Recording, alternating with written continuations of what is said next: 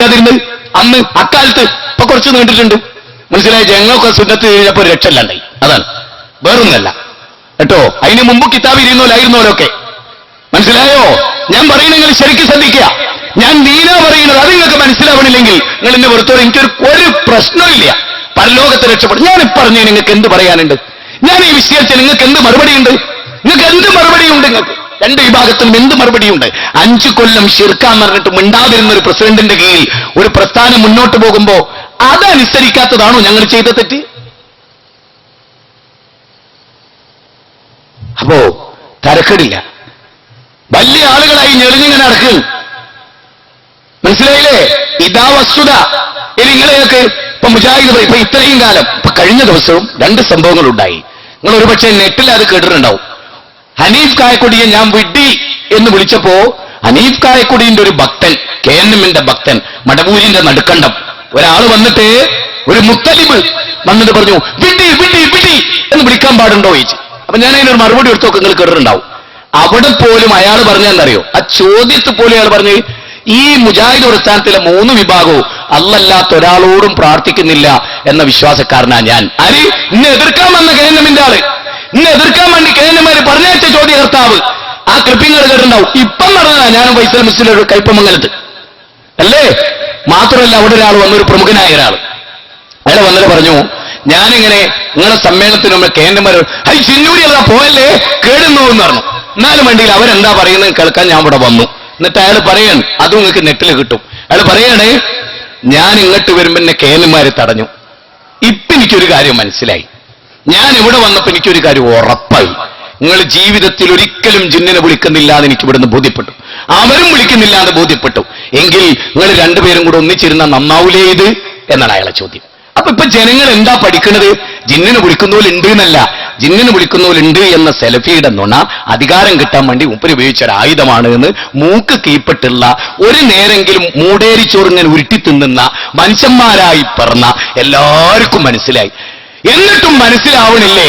നിങ്ങളെ കാര്യത്തിൽ റബ്ബിലേക്ക് വിടല്ലാതെ വേറൊന്നുമില്ല. ഇനി നിങ്ങളൊരു കാര്യം ആലോചിച്ച് നോക്ക്. ഞങ്ങൾക്ക് അങ്ങനെ ഒരു വാദം ഉണ്ടെങ്കിൽ ഞാനിവിടെ വന്നിട്ട് എന്താ പറയാ? എരഞ്ഞെങ്കിൽ ആ വാദം തെളിയിക്കുന്ന ആയത്ത് ഉദ്ധരിക്കും, ആ വാദം തെളിയിക്കുന്ന ഹദീസ് ഉദ്ധരിക്കും, ആ വാദം തെളിയിക്കുന്ന സലഫുകൾ ഉദ്ധരിക്കും, ആ വാദം തെളിയിക്കും. ഇനി ഇതിൽ ഏറ്റവും തിരുത്തണം എന്ന് എനിക്ക് തോന്നിയ ഒരു കാര്യം കൂടി ഞാൻ പറയാം. എന്നിട്ട് ഞാൻ പൊതുവായ കുറച്ച് കാര്യം പറഞ്ഞ് അവസാനിപ്പിക്കും. എന്താണ് ഏറ്റവും പ്രധാനമായ ഒരു കാര്യം?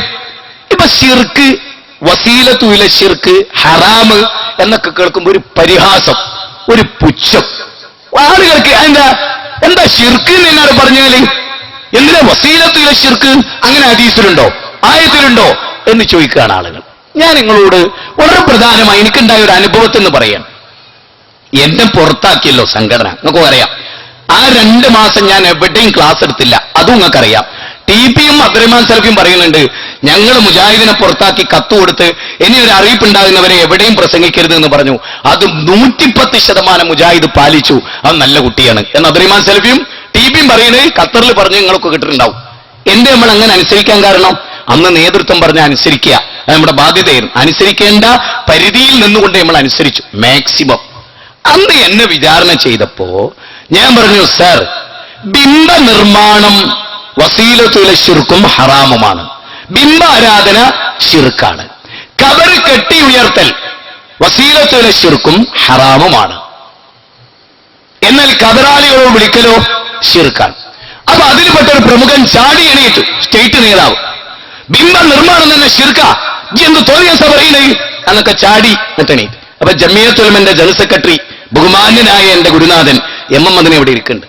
ഞാൻ ചോദിച്ചു, സാർ, ഇയാള് ഈ നേതാവ്, എന്നെ വിചാരണ ചെയ്ത ഈ നേതാവ് പറഞ്ഞതാണോ ശരി, ഞാൻ പറഞ്ഞതാണോ ശരി? MM മദനി ഒന്നും മിണ്ടുന്നില്ല. പാലത്ത് അബ്ദുറഹ്മാൻ മദനി അപ്പുറത്തിരിക്കുന്നുണ്ടായിരുന്നു. പാലത്ത് അബ്ദുറഹ്മാൻ മദനി പറഞ്ഞു, മുജാഹിദേ ഇജ്ജ് പറഞ്ഞാടാ ശരി.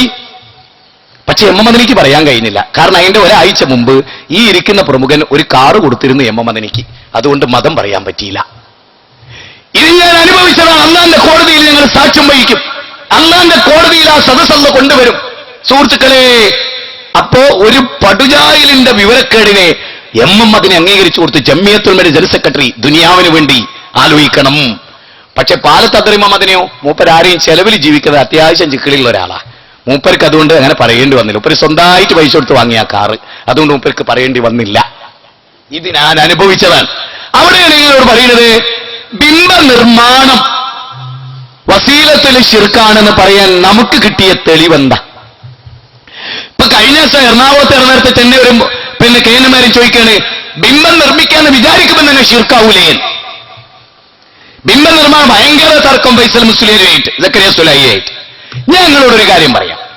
ജമിയത്തുൽ ഉലമ 2011 CD ടവറിൽ വെച്ച് നടന്ന ഒരു വിശദീകരണ മീറ്റിംഗിൽ TP-യും ഹനീഫ് കായക്കൊടിയും സെലഫിയും ഒക്കെ ഉള്ളേ. അതിലെ ഹനീഫ് ക ഉദ്ധരിക്കുന്ന ഒരു സംഭവമുണ്ട് ബുഖാരിയിൽ നിന്ന്. അതായത് തെളിവാണല്ലോ പറയേണ്ടത്, അല്ലാതെ വെറും വിമർശനമല്ലല്ലോ, തെളിവാ പറയുന്നത്. ഈ 5 മഹാന്മാരെ രൂപമുണ്ടാക്കിയവർ, പ്രതിമ ഉണ്ടാക്കി. വഹി അസ്മാഉർ റിജാലുൻ സ്വാലിഹീന മിൻ ഖൗമി നൂഹിൻ, നൂഹ് നബിയുടെ കാലഘട്ടത്തിലെ സ്വാലിഹീങ്ങളായി.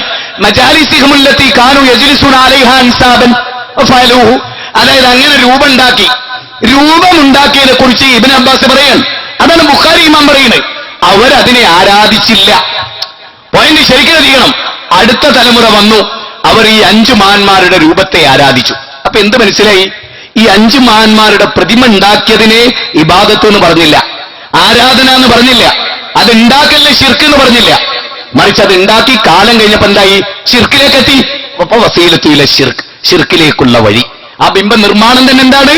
ശിർക്കിലേക്കുള്ള വഴി. അതുകൊണ്ട് അത് പാടില്ല. മനസ്സിലായല്ലോ? നിങ്ങൾക്ക് കാര്യങ്ങൾ പഠിക്കാനുള്ളവർക്ക് മനസ്സിലായല്ലോ. അപ്പൊ അതിനെ എന്തേ പറയുള്ളൂ? ഒരാളിപ്പോ ബിംബം നിർമ്മിക്കാൻ, അതിന് വസീലത്ത്, ഒരാൾ കാഴ്ചക്ക് വേണ്ടി, കാനായി കുഞ്ഞിരാമൻ ഒരു പെണ്ണിന്റെ പ്രതിമ ഉണ്ടാക്കിയിട്ടുണ്ട് ശംഖുമുഖത്ത്, കണ്ടിട്ടുണ്ടാവും. അത് ഇബാദത്തിന് വേണ്ടി ഉണ്ടാക്കിയ പോയിന്റ് നിങ്ങൾ ശരിക്ക് ക്ലിക്ക് ചെയ്യും. ആ കാനായി കുഞ്ഞിരാമൻ ഉണ്ടാക്കിയ ആ പ്രതിമ ഇബാദത്തിന് വേണ്ടി ഉണ്ടാക്കിയ അല്ല, കാഴ്ചക്ക് വേണ്ടി ഉണ്ടാക്കിയ ആ ബിംബ നിർമ്മാണം ശിർക്കാണോ? യഥാർത്ഥത്തിൽ വസീലത്തുൽ ശിർക്കാണ്, സംശയമല്ല. കാരണം നാളെ പിറ്റേന്ന് ആ രൂപത്തെയും ഇന്ത്യക്കാർ ആരാധിച്ചൂടാന്നൊന്നുമില്ല, ആരാധിച്ചേക്കാം. പക്ഷെ ഒരു കാര്യങ്ങൾ ചിന്തിക്കും, അതേ കാനായി കുഞ്ഞിരാമൻ ശ്രീരാമന്റെയോ ശ്രീകൃഷ്ണന്റെയോ ഒരു പ്രതിമ നിർമ്മിച്ച് ക്ഷേത്രത്തിൽ കൊടുക്കുകയാണെങ്കിലോ അത് ശിർക്കിലേക്കുള്ള യാത്രക്ക് വേണ്ടി മാത്രം ലക്ഷ്യം വെച്ചുള്ളതാണ്, അല്ലേ? എല്ലാവർക്കും അറിയാവുന്നതാണ്. ഇനി ഒരാൾ കബർ കെട്ടി ഉയർത്തി. അപ്പൊ ബാപ്പാനോടുള്ള അങ്ങേയറ്റത്തെ മുഹബത്ത് കൊണ്ട് ബാപ്പാന്റെ കബർ നല്ല മനോഹരാക്കി ടൈലൊട്ടിക്കണം എന്ന് വിചാരിച്ച ഒരാൾ നന്നായി വലുപ്പത്തിൽ ഒട്ടിച്ചാൽ ആ പണി എന്താണ്? ഹറാമാണ്, വസീലത്തുൽ ശിർക്കാണ്. ഇനി ആ ബാപ്പാനോട് ഒരു തലമുറ പ്രാർത്ഥിക്കാൻ തുടങ്ങിയാലോ വൻ കാരണമാണ് ആ ശിർക്കിലേക്ക് ആ കൗമത്തി. അതുകൊണ്ട് അത് വസീലത്തുൽ ശിർക്കുമാണ്. ഇതേ മൂക്ക് കീപ്പെട്ടുള്ള പരലോക ബോധമുള്ള കിതാബ് തിരിയുന്ന സലഫിയത്ത് തിരിയുന്ന പണ്ഡിതന്മാർ ലോകത്ത് പറഞ്ഞിട്ടുള്ളൂ. നിങ്ങളോട് ഞാൻ ഒന്ന് ചോദിച്ചിട്ട് നിങ്ങൾ മറുപടി പറയണം, ഈ സദസ്സ് മറുപടി പറയണം. മൊയ്തീൻ ഷെയ്ഖിന്റെ ഹക്ക് ജാഹ് ബർക്കത്ത് കൊണ്ട് അല്ലാഹുവേ എന്റെ രോഗം മാറണേ എന്നൊരാൾ പറഞ്ഞാൽ ബിദ്അത്താണെന്നും വസീലത്തുൽ ശിർക്കാണെന്നും ഹറാമാണെന്നും ഒരു വിഭാഗം പറയുന്നു. ഒരു വിഭാഗം പറയുന്നു പക്കാ ശിർക്കാണ്. ഇതിൽ ഞാൻ ആദ്യം പറഞ്ഞ, അതായത് മൊയ്തീൻ ഷെയ്ഖിന്റെ ഹക്ക് ജാഹ് ബർക്കത്ത് കൊണ്ട് എന്റെ അസുഖം മാറ്റണേ അല്ലാ എന്ന് പറഞ്ഞാൽ ശിർക്ക് തന്നെ എന്ന അഭിപ്രായമുള്ളവരൊന്ന് കൈപൊക്കി, ഒന്ന് കൈപൊക്കി. ആ പൊക്കിയിട് ഒന്നുകൂടെ കാണട്ടെ, പൊക്കി. യെസ്. ഇനി അപ്പുറത്ത്, റോഡരികിൽ അപ്പുറത്ത് ഇത് കേൾക്കാൻ എന്താ പറയുന്നത് കേൾക്കാനും പിന്നെ ഒന്നെങ്കിലും വിവാദാക്കാൻ അല്ലെങ്കിൽ പഠിക്കാൻ, അങ്ങനെയുള്ള റോഡ് അപ്പുറത്തേക്കുന്നവരോട് ഞാൻ ചോദിക്കുന്നു, മൊയ്തീൻ ഷെയ്ഖിന്റെ ഹക്ക് ജാഹ് ബർക്കത്ത് കൊണ്ട് എന്റെ സുഖേട് മാറ്റണേ അല്ലാ എന്ന് പറഞ്ഞാൽ ശിർക്കാണ് എന്ന അഭിപ്രായം റോഡപ്പുറത്തുള്ള ഒരു ദീന് പഠിക്കാൻ വേണ്ടിയാണ്, നിങ്ങൾ ആരെയും വിമർശിക്കാൻ വേണ്ടിയല്ല. ഒന്ന് കൈപൊക്കിയാട്ടെ. ഇനി ഒരു ആള് മൊയ്തീൻ ഷെയ്ഖിന്റെ ഹക്ക് ജാഹ് ബർക്കത്ത് കൊണ്ടല്ല എന്റെ കുട്ടിന്റെ അസുഖം മാറ്റണേ, അല്ല എന്റെ രോഗം മാറ്റണേ എന്ന് പറഞ്ഞാൽ ബിദ്അത്താണ്, ഹറാമാണ്, വസീലത്തുൽ ശിർക്കാണ്. ആ അഭിപ്രായമുള്ളവരൊക്കെ ഒന്ന് കൈപൊക്കി. ആ വേഗത്തിൽ പേടിക്കണ്ട, പൊക്കി. ഓക്കെ. അപ്പൊ ഭൂരിപക്ഷം ആളുകളും ഈ സദസ്സിൽ, മുജാഹിദുകളുടെ സദസ്സിലാണ് പറയുന്നത്, അതേ ഹറാമാണ്, വസീലത്തുൽ ശിർക്കാണ്, ബിദ്അത്താണെന്ന് വിശ്വസിക്കുന്നവരാണ്. എന്നാൽ നല്ലൊരു ശതമാനം ആളുകൾ കൈപൊക്കിയാലും ഇല്ലെങ്കിൽ അവരുടെ മനസ്സിൽ അത് ശിർക്കാണെന്നാണ്. ഇപ്പൊ നിങ്ങൾക്ക് മനസ്സിലായോ? നമുക്ക് അറിവില്ല, നമ്മൾ പഠിച്ചിട്ടില്ല. ഇതെന്താ സാധനം? ഇത് നിങ്ങൾക്ക് കാണുന്നുണ്ടോ? തൗഹീദും ശിർക്കും, സംശയങ്ങൾക്ക് മറുപടി. ഇത് പ്രസിദ്ധീകരിച്ചത് MM അക്ബർ സാഹിബാണ്. ദഅവ ബുക്സിൽ നിന്ന് MM അക്ബർ സാഹിബിന്റെ നേതൃത്വത്തിൽ പ്രസിദ്ധീകരിച്ചാണ്. ഈ അറബി പണ്ഡിതന്റെ ലേഖനത്തെ ട്രാൻസ്ലേറ്ററായി അല്ലെങ്കിൽ ആ ദൗത്യം നിർവഹിച്ചത് മടവൂർ വിഭാഗത്തിന്റെ താത്വികാചാര്യനായ NV സക്കരിയ അരീക്കോട് എന്ന് പറയുന്ന മഹാപണ്ഡിതനാണ്. അദ്ദേഹം മഹാപണ്ഡിതനാണ്. NV സക്കരിയ, NV അബ്ദുസ്സലാം മൗലവിയുടെ പിന്നെ തലമുറയിലെ ആ കുടുംബത്തിലെ മക്കൾ, NV സാലിം ഖാന്റെ ഒക്കെ ബ്രദർ NV സക്കരിയ മൗലവി എന്ന് പറയുന്ന മടവൂർ വിഭാഗത്തിന്റെ ഖത്തറിലെ ഏറ്റവും പ്രസിദ്ധനായ പണ്ഡിതനും നേതൃത്വത്തിലിരുന്ന NV സക്കരിയ മൗലവി പരിഭാഷപ്പെടുത്തിയ പുസ്തകമാണിത്. കുണ്ടുതോട് വാദപരിവാദത്തിന്റെ വ്യവസ്ഥ കണ്ടിട്ടോ പ്രായം ചെന്നോലാരെങ്കിലും? അതിലെന്താ ഉള്ളത്? നമ്മുടെ അറിവില്ലായ്മയെ കുറിച്ചാണ് ഞാൻ പറയുന്നത്. ഇപ്പൊ എന്തുകൊണ്ട് ഇവിടെ വിവാദങ്ങൾ ഉണ്ടാവുന്നു, പ്രശ്നങ്ങൾ ഉണ്ടാവുന്നു നിങ്ങൾക്ക് പഠിപ്പിച്ചു തരാനാ പറയുന്നത്. കുണ്ടുതോട് വാദപരിവാദത്തിൽ മൊയ്തീൻ ഷെയ്ഖിന്റെ ഹക്ക് ജാഹ് ബർക്കത്ത് കൊണ്ട് എന്റെ രോഗം മാറ്റണേ അല്ലാ എന്നത് ബിദ്അത്താണ്, വസീലത്തുൽ ശിർക്കാണ് എന്നാണ് നമ്മൾ എഴുതി. അന്ന് കുണ്ടുതോട് വാദപരിവാദ വ്യവസ്ഥ ചെയ്തിട്ട് എത്ര വർഷമായി? അന്ന് നമ്മൾ എഴുതി. അതാണ് സത്യം. എന്നിട്ട് നമ്മളെ വിചാരം എന്താ? ഹക്ക് ജാഹ് ബർക്കത്ത് കൊണ്ട് എന്റെ രോഗം മാറ്റണേ അല്ലാ എന്ന് പറഞ്ഞാൽ പക്കാ ശിർക്കാണ്. മൊയ്തീൻ ഷെയ്ഖെ രക്ഷിക്കണേ എന്ന് പറയുന്നതിന് തുല്യാണ്. എന്നാ ഈ പുസ്തകം കേട്ടോളിട്ടോ. ഇത് ദഅവ ബുക്സ് ഇപ്പോഴും വിറ്റ് കായുണ്ടാക്കുന്നു. നമ്മളെ നേരെ കുതിര കയറുമ്പോ ഹറാമും വസീലത്തുൽ ശിർക്കും നമ്മൾ പറഞ്ഞതിന്റെ പേരിൽ നമ്മളെ നെഞ്ഞത്ത് കയറി കത്തിയോണ്ട് കുത്തി കുത്തി കുത്തി ചോര കുടിക്കുന്ന നേതാക്കന്മാര് വിറ്റ് ഇതിന്റെ കായ് അക്ബർ സാഹിബ് 1000 നോട്ട് കീശയിൽ ഇപ്പോഴും ഇടുന്നു. എന്നിട്ട് അതുകൊണ്ട് ചോറും ചായയും ബിരിയാണി നെയ്ച്ചോറും തിന്നുന്നേ. എന്നിട്ട് അതുകൊണ്ട് വാങ്ങിയ കാറിൽ യാത്ര ചെയ്യുന്നു. എന്നിട്ട് മൂപ്പര് പറയുന്നു നമുക്ക് കുഴപ്പമുണ്ട്. ഈ പുസ്തകം എപ്പോഴും വിൽക്കണ്. എനിക്ക് ഏറ്റവും രസം, ഞാൻ തലശ്ശേരി ചെന്നു ഇന്ന്. അപ്പൊ അള്ളാഹുവിനെ അറിയുക എന്നുള്ള അക്ബർ ഖാന്റെ ബുക്കുണ്ട്. ഞാൻ പറഞ്ഞു ഒരു കാരണവശാലും ഇത് വിൽക്കരുത്, ഈ ബുക്ക് വിൽക്കരുത്. അപ്പൊ എന്നോട് ചോദിച്ചു അക്ബർ സാഹിബിന്റെ ഈ ബുക്കിന് എന്താ കുഴപ്പം? ഞാൻ പറഞ്ഞു ഒന്നുമില്ല, അക്ബർ സാഹിബ് ഇപ്പൊ പറയുന്ന ആദർശല്ലേ ഈ ബുക്കിലുള്ളത്. അക്ബർ സാഹിബ് പറഞ്ഞു മലക്കും ജിന്നും ഭൗതികാണെന്നാണ് ഈ ബുക്ക് പറഞ്ഞ്. ഇപ്പൊ പറയുന്ന അഭൗതികാണ്. എങ്കിൽ ജിന്നും മലക്കും അഭൗതികാണെന്നുള്ളതാണ് ശരിയെങ്കിൽ ജിന്നും മലക്കും ഭൗതികാണെന്ന് എഴുതി ഈ പുസ്തകം വിറ്റ ഇതുകൊണ്ടുള്ള കായ് ഹറാമല്ലേ? അത് MM അക്ബർ ഭുജിക്കാൻ പാടുണ്ടോ? ഞെട്ടിപ്പോയി അയാള്. 3 സ്ഥലത്ത് അക്ബർക്ക് പറയുന്ന അല്ല മാത്രമാണ് അഭൗതികം, ബാക്കിയുള്ളതൊക്കെ ഭൗതികാണ്. എങ്ങനെയുണ്ട്? എന്നിട്ട് ആ അക്ബർക്ക് ആ പുസ്തകം ഈ മലക്കും ജിന്നും അഭൗതികാണെന്നും അത് വിഷ്ണു ആവുമെന്നും പറഞ്ഞിട്ട് ഇപ്പൊ വിറ്റ് കായ് ഉണ്ടാക്കി നമ്മളെ നേരെ കുതിര കയറി എനിക്കെന്താ കുഴപ്പോ എന്നിപ്പോ ചോദിക്കാൻ. ഇനി ഈ ബുക്കിലുള്ളത് എന്താ? ഞാൻ അള്ളാനെ ഓർത്തിട്ട് നിങ്ങൾക്ക് പറഞ്ഞു തരാൻ. അറിവില്ലെങ്കിലും ഉണ്ടായിരുന്നൂടെ എല്ലാവർക്കും ഒന്ന് പഠിക്കാൻ തയ്യാറായിക്കൂടെ? എരഞ്ഞെങ്കിലൊക്കെ ഒന്നില്ലെങ്കിൽ എടപ്പാറ കുഞ്ഞുമുതലിനെ പോലെ ഖുർആൻ കംപ്ലീറ്റ് പഠിച്ചൊരു മനുഷ്യന്റെ ഹൃദയം നിലന്നൊരു നാടല്ലത്. എനിക്കെന്റെയും അതുപോലെ ഒരുപാട് മഹാന്മാരായ പണ്ഡിതന്മാരുടെ CH അബ്ദുറഹ്മാൻ അടക്കമുള്ള ഒരുപാട് പണ്ഡിതന്മാരുണ്ടായ ഒരു നാടല്ലത്. എന്താ എന്നിട്ട് പുതിയ തലമുറയിലും പഴയ തലമുറയിൽപ്പെട്ട 4 5 കാര്യം മാത്രമേ പഠിക്കൂ, ഇനി പഠിക്കൂലാൻ തീരുമാനിക്കുന്നത്? ഇത് നോക്കുങ്ങള്. ഈ പുസ്തകം ഞാൻ നിങ്ങൾക്ക് വായിച്ചു തരാം. എന്താ പ്രശ്നം എന്ന് പറഞ്ഞാൽ പറഞ്ഞല്ലോ ഞാൻ അറിവില്ല എന്ന അറിവില്ലാതെ വല്ലാതെ ഇപ്പൊ നോക്ക് നിഷിദ്ധമായ തവസ്സുൽ ഈ പുസ്തകം ഇപ്പോഴും നിക്ഷോഭത്തിന്റെ എല്ലാ ബുക്ക് സ്റ്റാളും വിൽക്കുന്നുണ്ട്. ഈ പുസ്തകത്തിൽ നിങ്ങളൊന്ന് ആലോചിക്കണേ, ചിന്തിക്കണേ, ശരിക്കും ഓർക്കണേ. സൃഷ്ടികളുടെ ധാത്തു കൊണ്ടോ ഹക്ക് ജാഹ് കൊണ്ടോ തവസ്സുൽ ചെയ്യുന്നത് നിഷിദ്ധമാണ്. അഥവാ ഇന്ന മനുഷ്യനെ മുൻനിർത്തി അല്ലെങ്കിൽ മൊയ്തീൻ ഷെയ്ഖിനെ മുൻനിർത്തി അല്ലെങ്കിൽ അയാളുടെ ഹക്ക് കൊണ്ട് ജാഹ് കൊണ്ട് നിന്നോട് ഞാൻ തേടുന്നു എന്ന് പ്രാർത്ഥിക്കുക. ഇത് മരിച്ചവരെ കൊണ്ടായാലും ജീവിക്കുന്നവരെ കൊണ്ടായാലും ഹറാമും ബിദ്അത്തുമാണ്. ഒന്നാമതായി പറയുന്ന അതാണ്. ശിർക്കാണ് ശിർക്കാണ് ശിർക്കാണ് എന്നല്ല, ഹറാമാണ്, ബിദ്അത്താണ്. ബാക്കി കേട്ടോളി, ശിർക്കിലേക്ക് എത്തിക്കുന്ന വസീലയാണ്. വായിച്ചോ, എന്നാ എല്ലാരും കൊണ്ടുപോയി വായിച്ചോ. ഇനി ഞങ്ങളോട് ചോദിക്കുക, ഹറാമും വസീലത്തിൽ ശിർക്കും തന്നെ അവിടെ ശിർക്കുണ്ടാവൂലേ എന്നാണ് ആശങ്ക. ഈ പുസ്തകം പ്രസിദ്ധീകരിച്ച NV സക്കരിയെ ഇങ്ങനെ പരിഭാഷപ്പെടുത്തിയതുകൊണ്ട്, ഇത് വിറ്റ് കായുണ്ടാക്കുന്ന അക്ബർക്ക ഇതുള്ള പുസ്തകം വിറ്റതുകൊണ്ട് ഞാൻ ചോദിക്കുന്നു നിങ്ങളോട്, സുന്നിയിൽ നിന്ന് മുജാഹിദ് ആയതിനു ശേഷം എന്നുള്ള അപാര പോയിന്റാണ്. അത് മനസ്സിൽ ശരിക്കും കുറിച്ച് വെച്ചോളി. അതായത് ഒരു AP സുന്നി മൊയ്തീൻ ഷെയ്ഖിന്റെ ഹക്ക് ജാഹ് ബർക്കത്ത് കൊണ്ട് തേടിയിരുന്ന ഒരു AP സുന്നി മുജാഹിദ് ആകുന്നതിനോടുകൂടി അത് ബിദ്അത്താണ്, വസീലത്തുൽ ശിർക്കാണ്, അത്രേ ഉള്ളൂ എന്ന് വിചാരിച്ചിട്ട് പിന്നെയും മൊയ്തീൻ ഷെയ്ഖിന്റെ ഹക്ക് ജാഹ് ബർക്കത്ത് കൊണ്ട് തേടിയിട്ടുണ്ടോ? ഏതെങ്കിലും ഒരു മുജാഹിദ് ജീവിതത്തിനിടയിൽ ഉണ്ടോ? അപ്പൊ ഒരു കാര്യം, വസീലത്തുൽ ശിർക്കാന്ന് പറഞ്ഞാൽ അത് ചെറുതായി പോയി എന്ന് തോന്നിയ നാസർ സുല്ലമിക്കല്ലാതെ ഹനീഫ് കായക്കുടിക്കല്ലാതെ ഈമാനുള്ളവർക്ക് എന്തിനധികം നബിദിന റാലി ബിദ്അത്താണെന്നും നബിദിനം ബിദ്അത്താണെന്നും മനസ്സിലാക്കി മുജാഹിദായാൽ പിന്നെ ജീവിതത്തിൽ അഭ്യുദയത്തിൽ ഒരു തവണെങ്കിലും ആ വരിയിൽ നമ്മൾ പോയി നിൽക്കുവോ? പിന്നെ ശിർക്ക് എന്തായാലും നമ്മൾ ചെയ്യോ? കബറ് കെട്ടിയുയർത്തൽ വസീലത്തുൽ ശിർക്കാന്ന് പണ്ഡിതന്മാര് പറഞ്ഞാൽ വസീലത്തുൽ ശിർക്കല്ലേ, കുഴപ്പമില്ല എന്ന് വിചാരിച്ചിട്ട് ഏതെങ്കിലും ഒരു മുജാഹിദ് ജീവിതത്തിൽ ഒരു കബറ് കെട്ടി ഉയർത്തിയിട്ടുണ്ടോ? ഇല്ല. അപ്പൊ വെറുതെ അനാവശ്യമായ ഒരു ചർച്ച. ഇത് ഞാൻ പറഞ്ഞോട്ടെ, ഞാൻ ഇന്ന് വിശദീകരിച്ച് ഇത്രയും സമയം സംസാരിച്ചില്ലേ, അത് പരലോക ബോധം വെച്ച് കേട്ട ഇനി നിങ്ങൾക്ക് കേനമിന്റെ കൂടെ വെക്കാൻ കഴിയില്ല. പരലോക ബോധം ഉണ്ടെങ്കിൽ നാളെ നിങ്ങൾ കേനമ തുടരുകയാണ്, ഉറപ്പിച്ചോളി നിങ്ങൾക്ക് പരലോകത്തിൽ വിശ്വാസമല്ല, അല്ലെങ്കിൽ നിങ്ങൾക്ക് മനസ്സിലായിട്ടില്ല, അല്ലെങ്കിൽ നിങ്ങൾക്ക് തീരെ വിവരമല്ല, കാര്യം മനസ്സിലാവൂല എന്ന് വിശ്വസിക്കല്ലാതെ വേറെ രക്ഷ ഇതിൽ എനിക്കില്ല. കാരണം ഞാൻ എന്റെ ഹൃദയം പറിച്ചു വെച്ചിട്ടാ പറയുന്നത്. ഈ ദുനിയാവിന് മുഴുവൻ അങ്ങനെ പറഞ്ഞിട്ടുള്ളൂ. ഏറെ ക്ഷീണം അനുഭവിച്ച ഒരാളാണ് ഞാൻ ദേവത്തെ ഇറത്തിയിട്ട്. പക്ഷേ നമ്മുടെ ആത്മാർത്ഥത നിങ്ങൾ ചോദ്യം ചെയ്യരുത്. ഞാൻ എത്രയോ ക്ഷേത്രത്തിൽ പ്രസംഗിച്ചു. 3 ക്ഷേത്രങ്ങൾ പെൻഡിങ് കിടക്കുന്നു. എരുമേലി പോയി നമ്മൾ, ആ ശബരിമലയില് 2 ആളാ അന്ന് ഇസ്ലാം സ്വീകരിച്ച്. ഒരാൾക്ക് ഞാൻ തന്നെ ഷാത്തിയിൽ ചൊല്ലിക്കൊടുത്ത്. ഞാനിത് പറയുന്നത് നമുക്കൊരു വലിയ ഉത്തരവാദിത്തല്ലേ ഈ നാട്ടിൽ മുജാഹിദുകൾക്ക്. 8-9 കൊല്ലം മടപൂരികൾ ജിന്നെ സീറെന്ന് ദിക്റെല്ലി കാലം കഴിച്ച് ഒന്നും പറയാൻ കഴിഞ്ഞില്ല ഇവർക്ക് ജനങ്ങളോട്.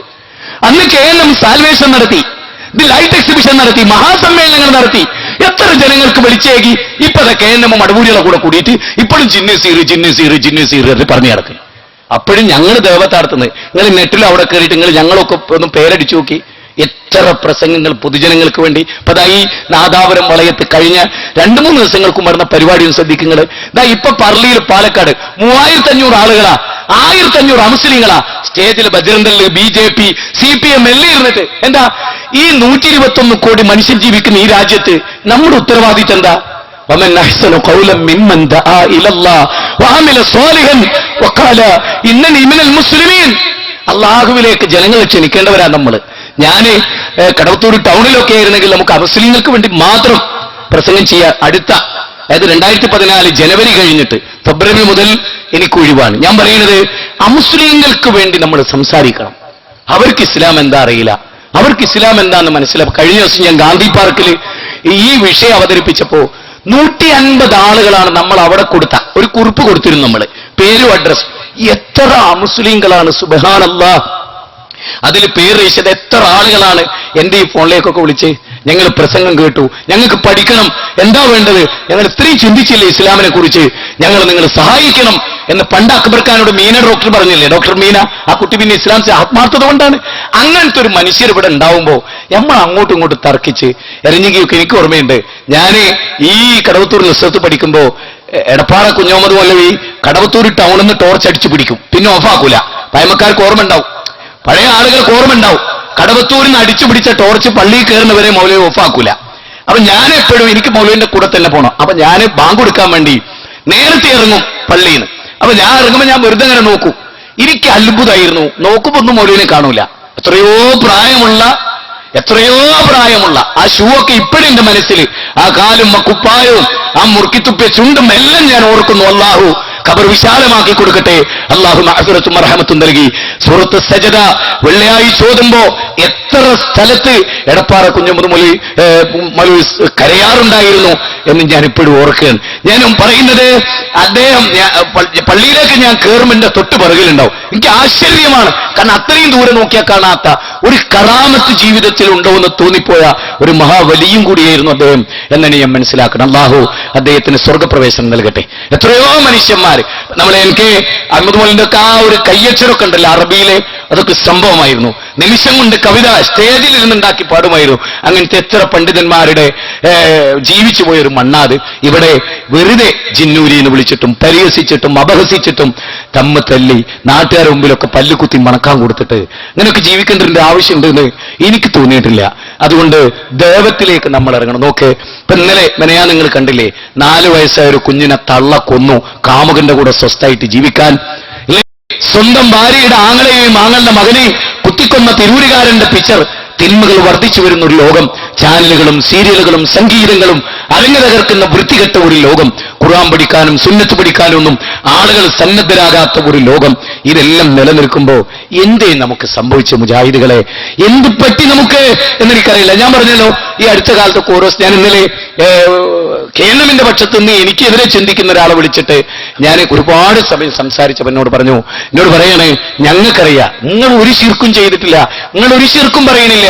അപ്പൊ ഒരു സലാഹിയോട് ചോദിച്ചത്രേ, ബാലുശ്ശേരി നിങ്ങൾ എന്താ പുറത്താക്കിയേ? അപ്പൊ പറയണേ, ബാലുശ്ശേരി തെറ്റൊന്നും ചെയ്തിട്ടല്ല, ഒരു സംഘടനാ നേതൃത്വം എന്തെങ്കിലും ഇല്ലാതെ അങ്ങനെ ചെയ്യോ? TPAP ഒക്കെ ബദറിൽ പങ്കെടുത്തോലല്ലേ, അവരൊരു തീരുമാനം എടുത്തോണ്ടല്ലേ.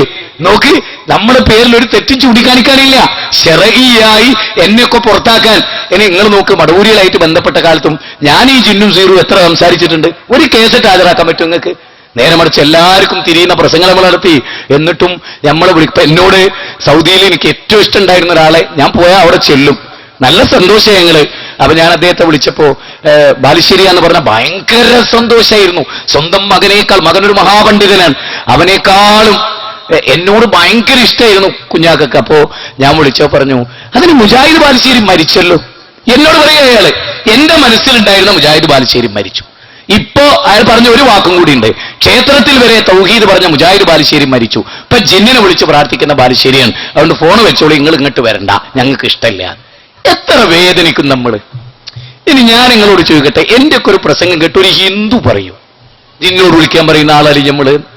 എന്തിനത് ക്ഷേത്രത്തിൽ ചെന്നൊരു നിലവിളക്ക് ഇങ്ങനെ ചൂണ്ടിയിട്ട് ഇതിനെ ആരാധിച്ചാൽ നിങ്ങൾ നരകത്ത് പോകുന്നു സ്വാമിജിനെ ഇരുത്തി പ്രസംഗിച്ച നമ്മളെ പറ്റി പറയാണ്. നമ്മൾ മനുഷ്യരെ ഒരു കോമൺ സെൻസ് എങ്കിലും വേണ്ടേ ഇതിലൊക്കെ? സാരല്ല, സത്യത്തിന്റെ ആളുകളാവുമ്പോ ബദഅൽ ഇസ്ലാം ഗരീബൻ വസയഊദു കമാ ബദഅ ഉണ്ടാവും, ഒരു അപരിചിതത്വം ഉണ്ടാവും. ഞാൻ പലപ്പോഴും അമാനുവലിന്റെ പുസ്തകം എടുത്ത് വെച്ച് ജനങ്ങളുടെ മുമ്പിൽ നീട്ടുമ്പോൾ ഇതൊക്കെ അമാനുവൽ. ഇപ്പൊ കേൾക്കണോ, ഈ റമദാനുണ്ടായ ഒരു സംഭവ ഘട്ടങ്ങളിൽ ചിരിച്ചു പോകും. കേന്ദ്രമിന്റെ ഈ സിവിൽ സ്റ്റേഷൻ പള്ളിയുണ്ട്, KV അബ്ദുൽ ലത്തീഫ് മൗലവി ഇടയ്ക്ക് ക്ലാസ് എടുക്കണേ സിവിൽ സ്റ്റേഷൻ പള്ളി കോഴിക്കോട്. ആ പള്ളിയിൽ സുബൈക്ക്, റമദാന്റെ സുബൈക്ക് ശേഷം അമാനുവലിന്റെ പരിഭാഷ വായിക്കും. അപ്പൊ കേന്ദ്രമിന്റെ ഒരു പ്രഭാഷകനും ഒരു മാഷുമാണ് അത് വായിക്കണത്. അങ്ങനെ സൂറത്ത് ബഖറയിലെ 102, 103 അതായത് വമാ മുൽക്കി സുലൈമാന യുഅല്ലിമൂനൻ നാസ സിഹ്റ എന്ന് പറയുന്ന ആ സിഹറുമായി ബന്ധപ്പെട്ട ആയത്തിൽ ഇയാൾ എത്തുകൻ ഒരു ദിവസം വായിച്ചിട്ട്. അങ്ങനെ മൂപ്പര് ആദ്യം ഇങ്ങനെ വായിച്ചു നോക്കി, ഇങ്ങനെ വിചാരിച്ചപ്പോ കൃത്യമായിട്ട് നമ്മൾ പറയുന്ന വാദാണ് അതിലുള്ളത്. അതെത്തിയപ്പോ മൂപ്പര് വായന നിർത്തിയപ്പോ ആളുകളൊക്കെ മുഖത്തേക്ക് നോക്കി. വായിച്ചാലും കുടുങ്ങി, വായിച്ചില്ലെങ്കിലും കുടുങ്ങി, വായിച്ചാലും കുടുങ്ങി, വായിച്ചില്ലെങ്കിലും കുടുങ്ങി. പിന്നെ കുഞ്ഞുണ്ണി മാഷ് പറഞ്ഞ അതില് വായിച്ചാലും വളരും, വായിച്ചില്ലെങ്കിലും വളരും, വായിച്ചാൽ വിളയും, വായിച്ചില്ലെങ്കിൽ വളയും. ഇവിടെയോ വായിച്ചാ പോയി, അമാനവലി ജിന്നൂരിയാവുന്ന ഉറപ്പായി. അമാനവലിന്റെ വാദാണ് സക്കരിയക്കുള്ളതെന്ന് ബോധ്യപ്പെടും, ഹനീഫ് കായക്കുടിക്ക് ബോധ്യപ്പെടും, ബാക്കിയുള്ളവർക്ക് ബോധ്യപ്പെടും. സലാം സുല്ലമിയെ പോലെ പഴച്ച വാദമാണ് ഹനീഫക്കും അനസിനെന്ന് ബോധ്യപ്പെടും. അപ്പൊ അയാൾ ആകെ പകച്ചിങ്ങനെ നിന്നു. അപ്പൊ എല്ലാവരും ഒന്ന് സൂക്ഷ്മമായിട്ട് ഇയാളെ മുഖത്തേക്ക് നോക്കി. സിവിൽ സ്റ്റേഷൻ പള്ളിയിൽ പോയി നിങ്ങൾ ചോദിക്ക്. അങ്ങനെ അവസാനം അയാളത് വായിച്ചു തീരുമ്പോഴേക്ക് അയാൾക്ക് വേർത്ത് മുങ്ങിക്കുളിച്ചു. ക്ലാസ്സൊക്കെ കഴിഞ്ഞ് ഇങ്ങനെ പോകുമ്പോൾ നമ്മളെ കുട്ടികൾ വെറുതെ ഒന്നിങ്ങനെ നോക്കി. മൂപ്പർക്കും മനസ്സിലായി. മൂപ്പര് ചോദിച്ച്, അമാനുമൗലവി നിങ്ങളെ കൂടെയല്ലേ എന്ന്. അമാനുമൗലവി നിങ്ങളെ കൂടെ? അമാനുമൗലവി മരിച്ചിട്ട് എത്ര കൊല്ലായി? 40 കൊല്ലം മുമ്പ് അമാനുമൗലവി എഴുതിയ കാര്യം ഇപ്പൊ അമാനുമൗലവി നിങ്ങളെ കൂടെയല്ലേ? അന്ന് ഞാൻ ജനിച്ചിട്ട് തന്നെ ഉണ്ടാവില്ല. അപ്പൊ എന്തൊരു പക്ഷപാതിത്വമാണ് നമുക്ക്. ഞാനൊരു കാര്യം പറയട്ടെ, മടവൂർ വിഭാഗത്തോടും അവരോട് ചേർന്നവരോട് ഞാൻ ഒരു കാര്യം പറയട്ടെ. നിങ്ങൾ അമാനുവലിന്റെ പരിഭാഷയിലെ അവസാനത്തെ 2 അധ്യായം വായിച്ച പിന്നെ നിങ്ങൾക്ക് മർക്കസ് ദേവ് പോകാൻ കഴിയില്ല, CD ടവർ പോകാൻ കഴിയില്ല. പിന്നെ നിങ്ങൾ ഞങ്ങളെ ജാമിയ അൽ ഹിന്ദിലേക്ക് വരേണ്ടി വരും. മനസ്സിലായോ? നിങ്ങൾ അതും വായിക്കൂല, ഞങ്ങൾക്ക് ഉറപ്പാ. നിങ്ങളെ നേതാക്കന്മാർ വരെ അത് വായിച്ചിട്ടില്ല, പിന്നെ നിങ്ങൾ വായിക്കണേ. ഇത് അമാനുവലിന്റെ പരിഭാഷയിലെ അവസാനത്തെ 2 ചെറിയ അധ്യായം നിങ്ങൾ വായിച്ചോന്നാ ഞങ്ങൾ വെല്ലുവിളിക്കണത്. നിങ്ങൾ വായിച്ചാ പിന്നെ നിങ്ങൾക്ക് കേന്ദ്രം വിളിക്കാൻ കഴിയില്ല. എന്തിനധികവും ഈ കല്ലിക്കണ്ടിയില് വന്നിട്ടല്ലേ KV പറഞ്ഞത് ഖുർആന്റെ ഒരായത്തായിട്ട് മുറിച്ചു കളഞ്ഞയാള്. സീറ് കൊണ്ടൊന്നും ഉണ്ടാവൂല. സത്യത്തിൽ ബാക്കി എന്താ? ബീദിനില്ല. അള്ള ഉദ്ദേശിച്ച സീറ് കൊണ്ട് നടക്കുന്നാണ് ആയത്ത് പറയുന്നത്. ആ ബീദിനില്ല കട്ട് ചെയ്തിട്ട് പറയാണ് സീറിന് യാഥാർത്ഥ്യമല്ല. അത് കല്ലിക്കണ്ടിയില്ലല്ലടത്. എന്നിട്ട് നിങ്ങൾ തീർത്തോ? ഒരു ഖുർആന്റെ ആയത്തിനെ പാതി വിട്ട് ദുർവ്യാഖ്യാനിച്ചു. പേരോട് ആറ്റിങ്ങല് ഖുർആനിലെ 4-ാം അധ്യായം 4-ാമത്തെ വചനത്തിലേത് വിട്ട് ശ്രീധനത്തിന് തെളിവാക്കിയപ്പോ ആ ആയത്ത് പിടിച്ചിട്ട് ഹുസൈൻ സലഫി കടിച്ച് കുടഞ്ഞില്ലേ? ഇപ്പൊ നമ്മളെന്താ ചെയ്ത്? KV ആയത്ത് കട്ടു. അപ്പൊ നമുക്കൊരു കുറവില്ല, കാരണം KVക്ക് ഉന്നത സ്ഥാനം കൊടുത്തു. ഓരോന്നുമില്ല, അദ്രിമാൻ സലഫിന്റെ എല്ലാ തോന്നിയാസവും മൂപ്പർ അംഗീകരിക്കും. അതാണ് മൂപ്പർക്കുള്ള ക്വാളിഫിക്കേഷൻ. സത്യത്തിൽ കേന്ദ്രമില്ല നേതാക്കന്മാരെ ക്വാളിഫിക്കേഷൻ എന്താ? അദ്രിമാൻ സലഫി ചെയ്യുന്ന നരകത്തിലേക്കുള്ള എല്ലാ തിന്മയും ഓലൊക്കെ അംഗീകരിച്ചു കൊടുക്കും. അതാണ് ഓൽക്കുള്ള പ്രത്യേകത. അതിനി എന്തായാലും എന്ത് തിന്മയായാലും അതെട് ചെയ്യുക. അങ്ങനത്തെ ഒരു തഖ്ലീദ്, അങ്ങനത്തെ ഒരു വിധേയത്വം ഈ സമൂഹത്തിൽ ഉണ്ടായിട്ടുണ്ട്. അതുകൊണ്ട് നിങ്ങൾ ശരിക്കും പഠിക്കണം. ഇതൊന്നും ഒരു വ്യക്തിവിരോധം പറയല്ല. കരുവള്ളി മുഹമ്മദ് മൗലവിയുടെ പ്രസ്താവന വന്നിട്ടും നേരം വെളുത്തില്ലെങ്കിലേ ഇനി നേരം വെളുക്കൂന്ന് എനിക്ക് തോന്നുന്നില്ല. എനിക്ക് ഏലമിന്റെ CD ടവറിൽ സൂര്യൻ ഉദിക്കൂല. എല്ലാ സൂര്യനും ഉദിച്ചു കഴിഞ്ഞു, അപ്പോഴും ഒരു ഇരുട്ടത്ത് തന്നെ. കരുവള്ളി മുഹമ്മദ് മൗലവി ആവുന്ന സൂര്യൻ ഉദിച്ചു, എന്നിട്ടുമില്ല. മലപ്പുറം പള്ളി ഉണ്ടാക്കി തന്നെ പിന്നെ ബഹുമാനനായ പണ്ഡിതൻ കുഞ്ഞുമുഹമ്മദ് മദനി ബർപ്പൂരിനെ കണ്ടിട്ടാ അവിടുന്നും പുറത്താക്കി. അപ്പൊ ഞാനിങ്ങനെ മനസ്സിൽ വിചാരിക്കട്ടെ, ഒരു 4-5 കൊല്ലം കൂടി കഴിഞ്ഞാൽ ടൗണിലെ ചില പള്ളികളൊക്കെ ഷോപ്പിംഗ് മാൾ ആകാനുള്ള സാധ്യത ഉണ്ട്. അതെന്താ? അതൊക്കെ നല്ല ഖത്തീബുമാരെയൊക്കെ പുറത്താക്കി. പിന്നെ 5 നേരവും കറക്റ്റായിട്ട് നിസ്കരിക്കുന്നവരൊക്കെ ജിന്നൂരിന്ന് വിളിച്ച് ഓലയും പുറത്താക്കി. പിന്നെ ഫർദ് നിസ്കരിക്കാത്ത പ്രാസംഗികരെ അവരെ കൂടല്. അപ്പൊ എന്താക്കൂ? അപ്പൊ ഷോപ്പിംഗ് മാൾ ആക്കിയത് വെറുതെ ഇങ്ങനെ ചതിലും പിടിച്ചെടുക്കേണ്ട വല്ല കാര്യമുണ്ടോ? അങ്ങനത്തെ ഒരു അവസ്ഥയിലേക്ക് ആ കാര്യങ്ങൾ പോണേ. അത് നിങ്ങൾക്ക് മനസ്സിലാണെങ്കിൽ കേരളം മുഴുവനൊന്ന് യാത്ര ചെയ്ത് നോക്കി. കേരളം മുഴുവനൊന്ന് യാത്ര ചെയ്ത് നോക്കി. ഈ ഒരു അവസ്ഥ മാറണ്ടേ? ഈ ഒരു അവസ്ഥക്ക് മാറ്റം വേണ്ടേ? ഈ ഒരു അവസ്ഥക്ക് മാറ്റം വരണമെങ്കിൽ ഗൗരവമായ സഗൗരവമായ പഠനങ്ങൾക്ക് നമ്മൾ വിധേയമാകണം. ഞാൻ അവസാനിപ്പിക്കുന്നു. പരലോകത്തിന് വേണ്ടി ജീവിക്കാനുള്ള ഏത് നിമിഷവും നമ്മൾ മരിച്ചു പോകുമെന്ന ബോധം നമുക്കുണ്ടാവണം. വമാ തദ്രീ നഫ്സും മാദാ തക്സിബു ഗദൻ വമാ തദ്രീ നഫ്സും ബിഅയ്യി അർളിൻ തമൂത്ത്. ഏത് ഭൂമിയിൽ വെച്ച് നിങ്ങൾ മരിക്കുമെന്നും നാളെ എന്ത് സംഭവിക്കുമെന്നും നിങ്ങൾക്കൊരാൾക്ക് പറയാനാവില്ല. വല്ലാഹു യതവഫൽ അൻഫുസ ഹീന മൗതിഹാ വല്ലതീ ലം തമൂത് ഫീ മനാമിഹാ. നിങ്ങൾ ഉറങ്ങുമ്പോൾ അല്ലാഹു നിങ്ങളുടെ ആത്മാവിനെ പിടിച്ചേക്കാം. സഹോദരിമാരെ, സഹോദരന്മാരെ, അല്ലാഹുവിന്റെ ദീനനുസരിച്ച് ജീവിക്കാൻ നമ്മൾ ഇനി മടിക്കരുത്. ഖുർആൻ കൊണ്ടും സുന്നത്ത് കൊണ്ടും ഇസ്ലാം കൊണ്ടും സ്ഥിരപ്പെട്ടു എന്ന് തോന്നിയ കാര്യങ്ങളെ അംഗീകരിക്കുന്നതിനും പഠിക്കുന്നതിനും നമ്മൾ ഒരിക്കലും മാറി നിൽക്കരുത്. ന്യായങ്ങൾ നോക്കി, കാര്യങ്ങൾ നോക്കി കൃത്യമായി പഠിച്ച് മുന്നോട്ട് നീങ്ങാൻ തയ്യാറാകണം. പടച്ചവനെ, ഞങ്ങൾ നിന്നെയല്ലാതെ ഒരു സിദ്ധികളെയും വിളിക്കുന്നില്ല റബ്ബേ. വിജനതയിലോ മറുവിലോ കടലിലോ പർവ്വതങ്ങളിലോ എവിടെ വെച്ചും അല്ലാഹുവേ, ഞങ്ങൾ നിന്നെയല്ലാതെ ഒരു ജിന്നിനെയും ഞങ്ങൾ വിളിച്ചിട്ടില്ല നാഥ. ഒരു ജിന്നിനെയും ഞങ്ങൾ വിളിച്ചിട്ടില്ല, ഒരു മലക്കിനെയും ഞങ്ങൾ വിളിച്ചിട്ടില്ല. ഞങ്ങളുടെ ജിന്നൂരികളെന്ന് വിളിക്കുന്നവർ അവരറിവില്ലാത്തവരാണ് നാഥ. നാഥ, നീ അവർക്ക് പൊറിച്ചു കൊടുക്കണമേ തമ്പുരാനെ. അല്ലാഹുവേ, ഞങ്ങൾക്ക് അവരോട് വെറുപ്പില്ല. അവർക്ക് മനസ്സിലാകുന്ന വിധത്തിൽ ഇവിടെ കാര്യങ്ങൾ വിശദീകരിക്കപ്പെട്ടു. പഠിച്ചവനെ, ഒരുപക്ഷേ ഇതിന് മറുപടി പറയാൻ ഞങ്ങൾ പ്രസംഗം പഠിപ്പിച്ച ചില കുട്ടികൾ ഇവിടെ വരാൻ സാധ്യതയുണ്ട്. നാഥ, ആ കുട്ടികൾക്കും നീ സൽബുദ്ധി നൽകണമേ. പഠിച്ചവനെ, ഹക്കും ബാത്തിലും വേർതിരിച്ച് മനസ്സിലാക്കുന്ന ഒരവസ്ഥ ഇവിടെ ഉണ്ടാകണമേ നാഥ. സഹോദരങ്ങളെ, എന്റെ വാക്ക് ഞാൻ വളരെ സൂക്ഷിച്ചു. എന്നാലും ഏതെങ്കിലും വാക്ക് നിങ്ങൾക്ക് വേദനയായി തോന്നിയെങ്കിൽ മാപ്പാക്കണം. ഈ വിഷയത്തിന്റെ ഗൗരവം ഓർത്ത് ഞാൻ പറഞ്ഞു പോയതാണ്. അല്ലാഹു എനിക്കും നിങ്ങൾക്കും പുറത്തു തരട്ടെ.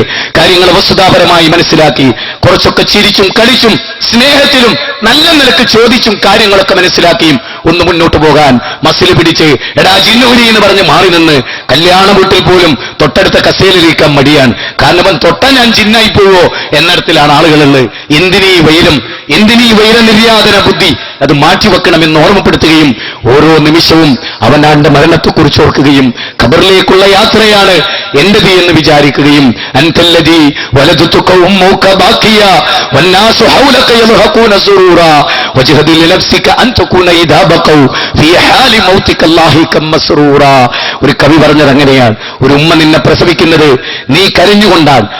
നിന്റെ ജനനം ബാക്കിയുള്ളവരെ ചിരിപ്പിച്ചു. അതുകൊണ്ട് നീ ഒരു കാര്യം വേണം, വജ്ഹദി ലിനഫ്സിക അൻ തകൂന ഇദാ ബഖൗ. നിന്റെ മരണവേളയിൽ അവർ കരയുമ്പോ നിനക്ക് ചിരിക്കാൻ കഴിയണം. അതിന് നീ അമല് ചെയ്യണം. ഞാൻ പറഞ്ഞല്ലോ, 2 ആയത്തുകൾ ഞാൻ തുടക്കത്തിൽ ഊതിയിരുന്നു. ആ 2 ആയത്തിന്റെ അർത്ഥം പറയുകയാണ്.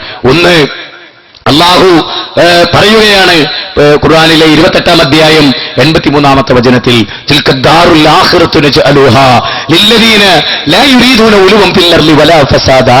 സ്വർഗ്ഗം ആർക്കുള്ളതാണ്? ഭൂമിയിൽ ഫസാദ് ഉണ്ടാക്കാത്ത, ഫിത്നയുണ്ടാക്കാത്ത, കലാപമുണ്ടാക്കാത്ത, താൻപൂരിമ നടിക്കാത്ത, അനാലീയത്തില്ലാത്ത, അഹംഭാവമില്ലാത്ത, ദുരഭിമാനമില്ലാത്ത സാധാരണക്കാരായ മനുഷ്യർക്കാണ് സ്വർഗമുള്ളത്.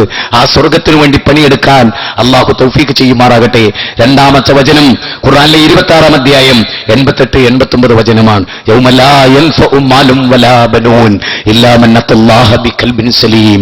യൗമ ലാ യൻഫഉ മാലും വലാ ബനൂൻ ഇല്ലാ മൻ അത്തല്ലാഹ ബിഖൽബിൻ സലീം. കുറ്റമറ്റ മനസ്സുമായി അല്ലാഹനെ കണ്ടുമുട്ടുന്നുവോ സന്താനങ്ങളും സമ്പത്തും ഉപകരിക്കാത്ത ഒരു ദിവസം വരാനുണ്ട്.